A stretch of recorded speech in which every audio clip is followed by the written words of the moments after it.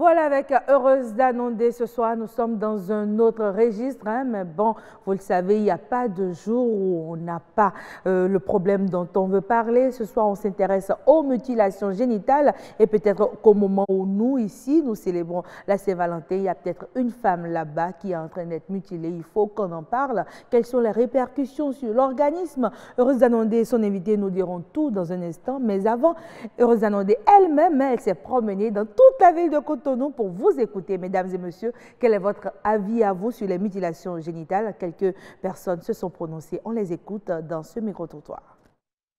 Les mutilations génitales féminines dont l'excision recouvre déjà un ensemble de pratiques qui conduit vers l'ablation, je dirais tout simplement des parties de l'organe génital féminin, mais surtout extérieur. Et ceci pour des raisons non médicales. Donc, vous comprenez déjà par là que je ne peux pas être d'accord.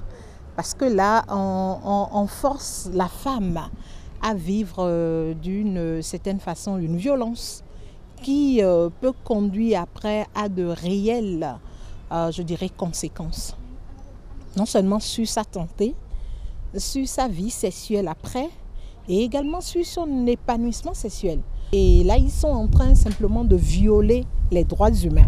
Et dès que vous violez les droits humains, mais vous êtes face à la justice.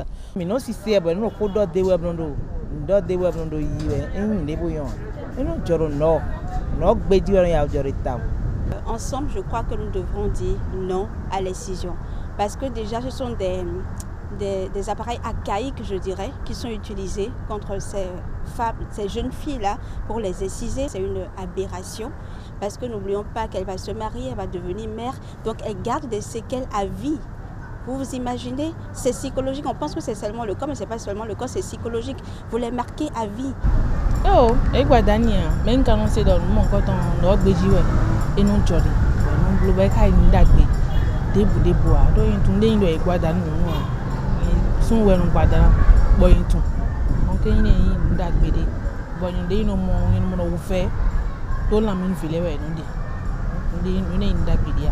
Je suis juste en train d'inviter ces personnes-là ou ces régions-là dont ces pratiques sont réellement une tradition, je dirais, ou de coutume, pour pouvoir montrer à la femme d'une manière ou d'une autre que tu es mature maintenant, de pouvoir se dire en réalité que c'est pas bien.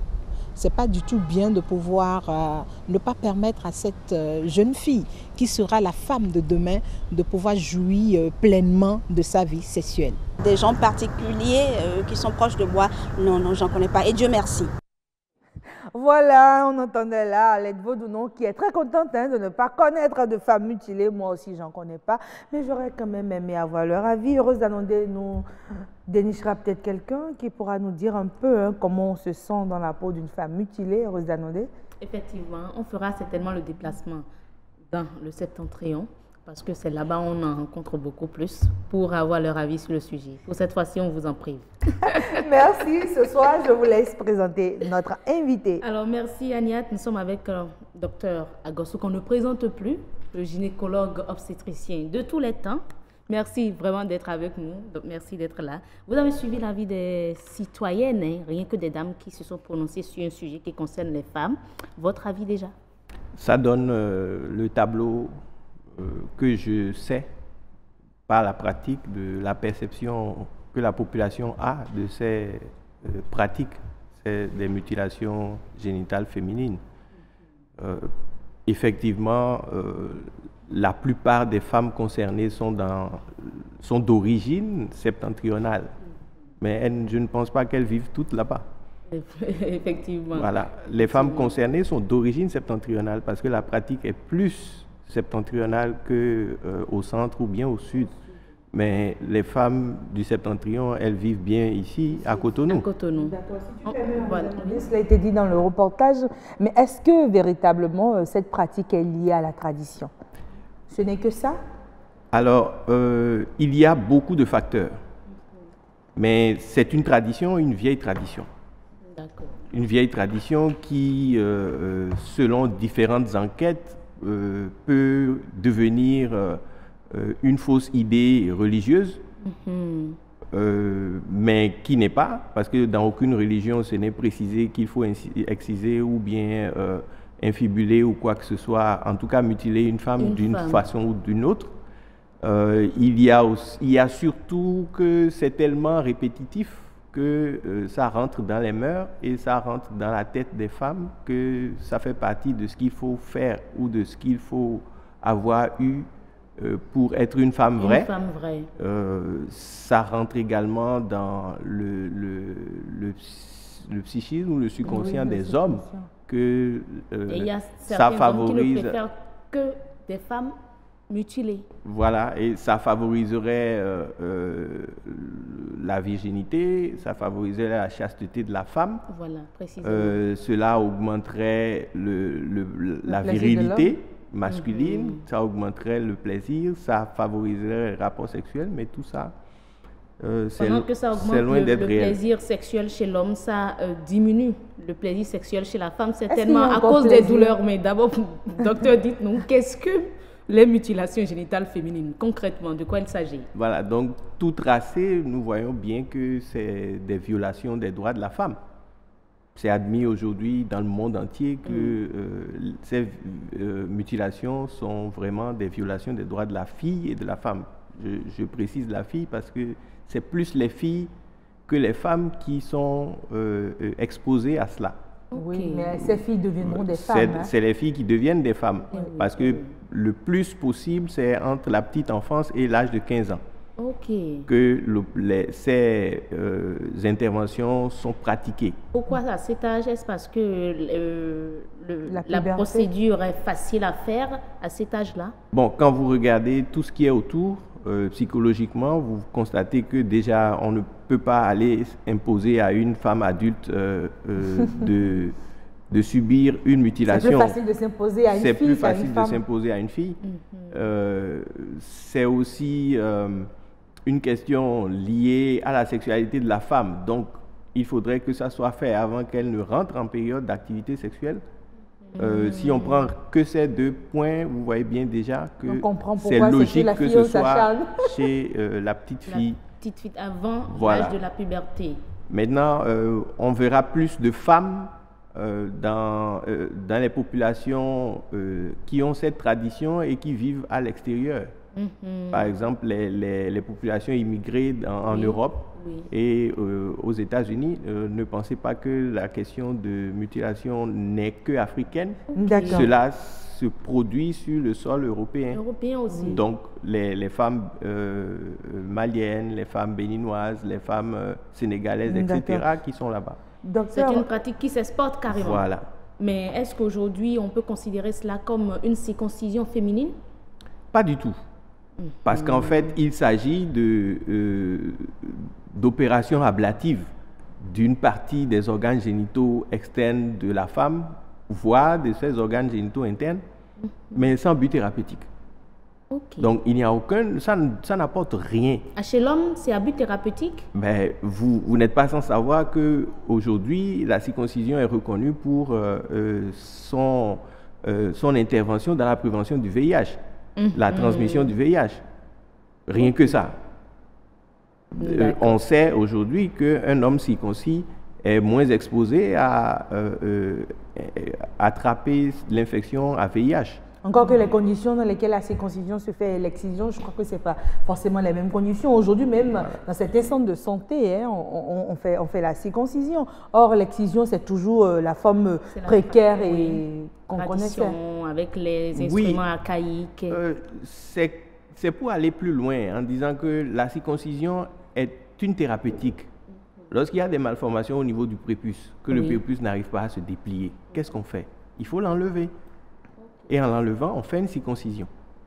Donc, cela permet aux garçons de pouvoir uriner de façon normale. Lorsqu'il y a des problèmes de malformation sur l'abouchement de l'urètre, donc le méa urinaire, le trou par lequel l'homme émet les urines, est positionné dans une région qui n'est pas habituelle et que cela se retrouve dans le prépuce.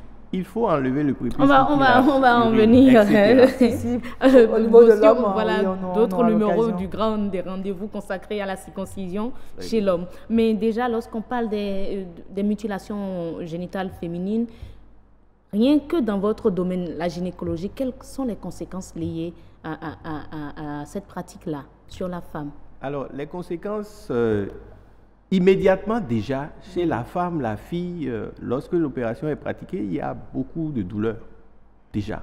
Parce que c'est sans anesthésie. Ensuite, il y a des risques d'infection. Il y a des risques de saignement. Au pire, il y a le décès. Et puis, il y a l'atteinte psychologique qui est là, puisque personne ne souhaiterait avoir une partie de son corps amputée sans explication et sans autre manière de procéder. D'accord, mais est-ce que c'est possible après, quand la fille elle devient femme et qu'elle grandit, d'avoir une chirurgie reconstructrice? Alors, une chirurgie reconstructrice est une conséquence également.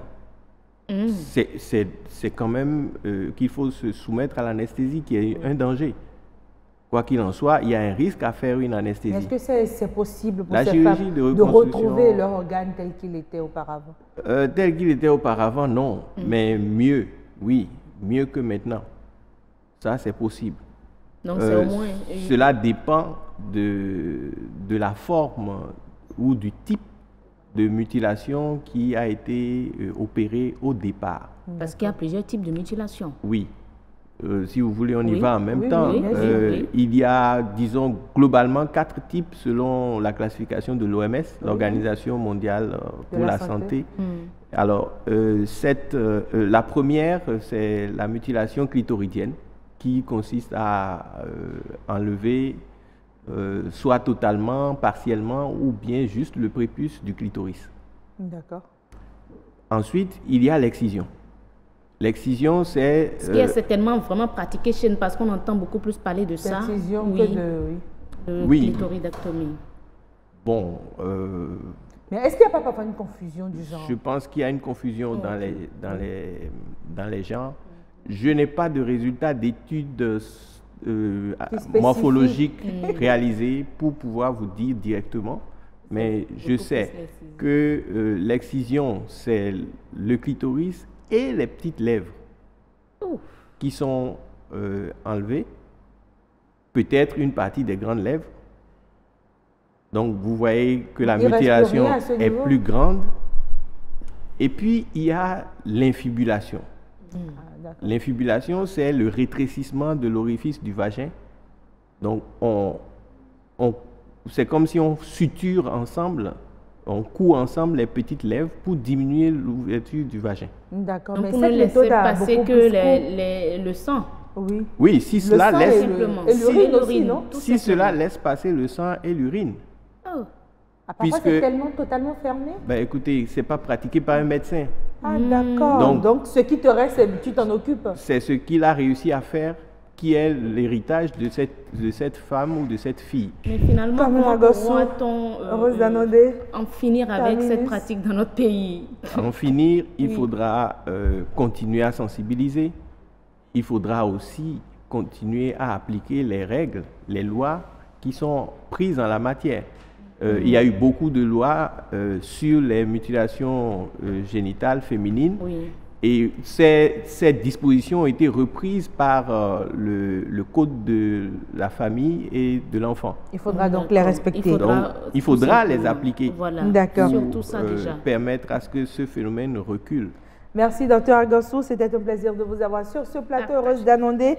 C'était un plaisir également. Bonne fête de Saint-Valentin à vous et à nous. Et belle cravate. Merci.